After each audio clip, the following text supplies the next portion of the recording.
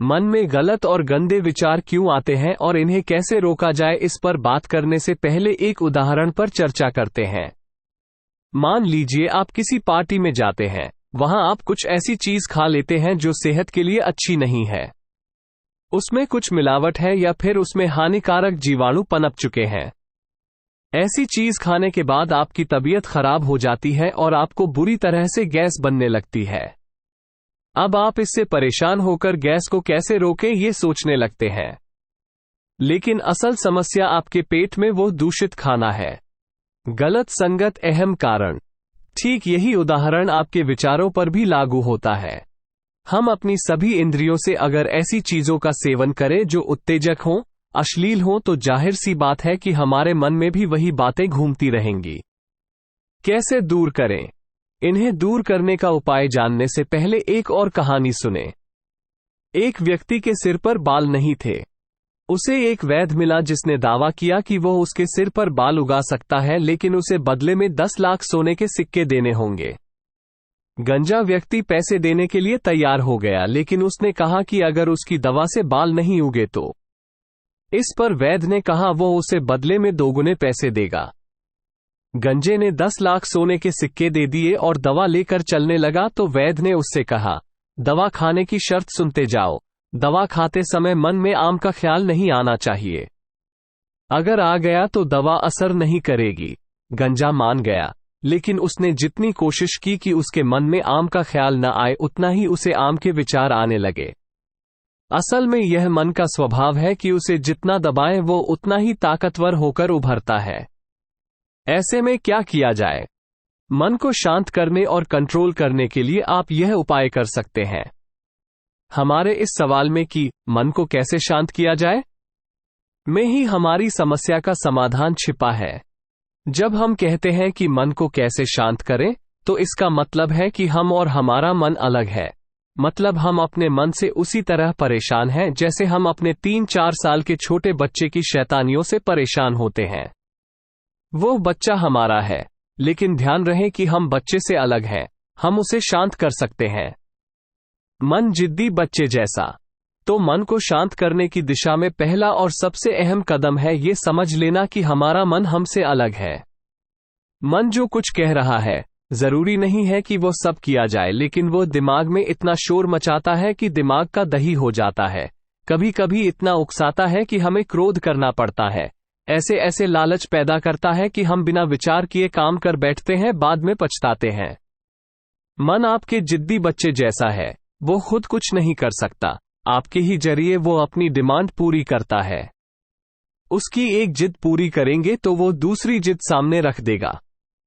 ऐसे में आप क्या करते हैं? कुछ देर बाद आप उसकी जिद को अनसुना करने लगते हैं।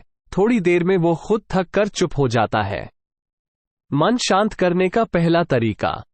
तो मन को शांत करने का पहला तरीका है कि उसकी बेकार की बातों को अनसुना कर दें। एक छोटा सा उदाहरण देता हूं। हम में से सभी लोग जीवन में कभी न कभी इस आदत का शिकार होते हैं। वह आदत है घर का दरवाजा लॉक करने के बाद पलटकर फिर देखना कि वह बंद है या नहीं। सामान्यतया हर सजग शख्स ऐसा करता है, या ऐसा व्यक्ति जो खुद को घर का जिम्मेदार मानता है। लेकिन अगर गली के नुक्कड़ पर पहुंचकर वह फिर पलट कर आए और चेक करे, फिर ऑटो स्टैंड पर जाकर फिर लौटे और चेक करे, तो समझिए मामला गलत दिशा में जा रहा है। साइंस की भाषा में इसे ऑब्सेसिव कंपल्सिव डिसऑर्डर या ओसीडी कहते हैं। अब चूंकि मन बार बार यही कहता है कि देख लो, ताला खुला तो नहीं रह गया, तो चोरी के डर से हम मन की बात मान लेते हैं। लेकिन हर 10 कदम के बाद मन यही दोहराने लगे, तो इसे सुधारने का सरल तरीका यही है कि उसकी बात ना सुने। लेकिन ये तभी संभव है जब हमें ये ध्यान रहे कि मन और हम अलग हैं, एक नहीं। मन को किसी और काम में लगा दें। लेकिन कभी कभी मन की हरकतें, उसका शोर इतना ज्यादा बढ़ जाता है कि हम उससे दूर बैठने की कितनी भी कोशिश क्यों न करें, खास फायदा होता नहीं। ऐसे में हम क्या करते हैं?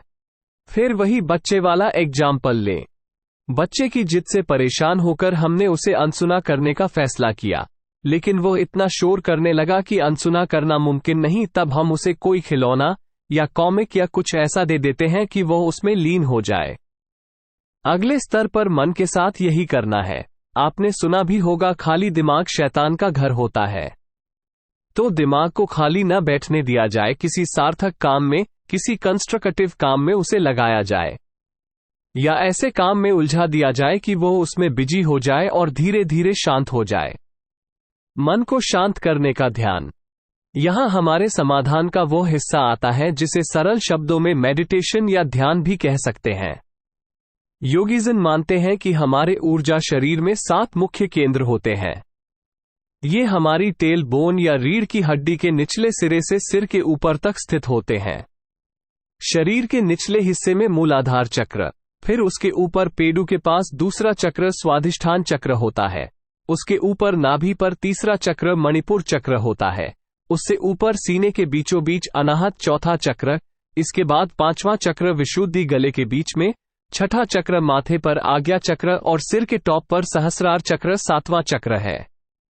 अब इसे करना कैसे है? तो इसके लिए आप एक शांत जगह पर आरामदायक कपड़े पहनकर बैठ जाएं और क्रम से इन चक्रों की कल्पना करें और ध्यान वहीं ले जाएं। ऐसा 10 मिनट तक करने पर मन शांत होता है। लेकिन हर समय ऐसा नहीं कर सकते, तो उसके लिए दूसरा तरीका है।